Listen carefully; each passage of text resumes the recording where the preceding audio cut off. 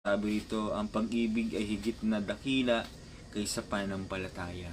Niniwala po tayo doon na higit daw po yung pag-ibig kaysa raw po sa pananampalataya. Bakit po kaya mahigit po yung pag-ibig sa pananampalataya?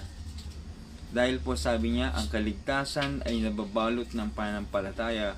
Yun may ang pag-ibig ay lalong higit kaysa rito. Ang pag-ibig ang dahilan at ang kapangyarihang bumibigay sa kaligtasan. Dito makikita natin mga kapatid na mahalaga po yung pananampalataya. Tama ho ba? Alam naman natin nung unang panahon, kinalulugdan ng Diyos yung mga taong sumasampalataya. At mapapatunayan po doon sa Hebreo na po, yung mga taong sumasampalataya sa Panginoon, handa nilang ialay ang kanilang buhay. Handa nilang talikuran yung kanilang mga sariling mga pangarap alang-alang sa paglilingkod, alang-alang sa pagsunod sa Panginoon.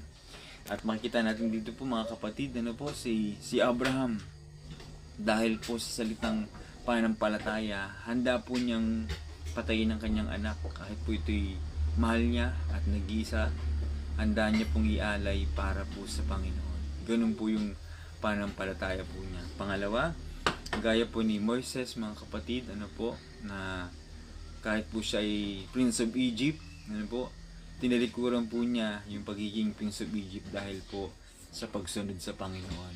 Kagaya rin po ni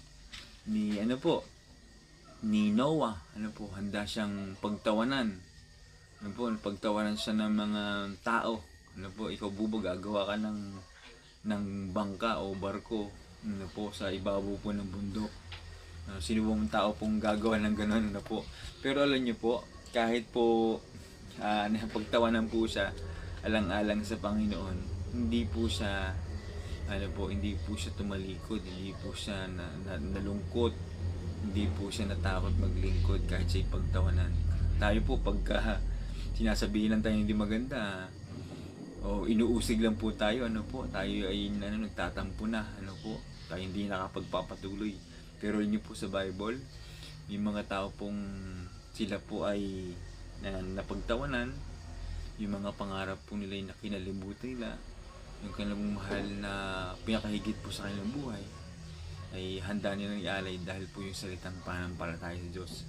At ito yung pag-asa po nila, pag-asa po nila? Pag-asa po nila na paglingkuran ng Panginoon. Pag-asa nila na malugod ang Diyos sa kanila.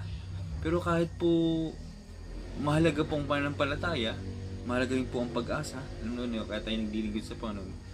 Dahil yung pag-asa natin, pero yung higit po sa lahat,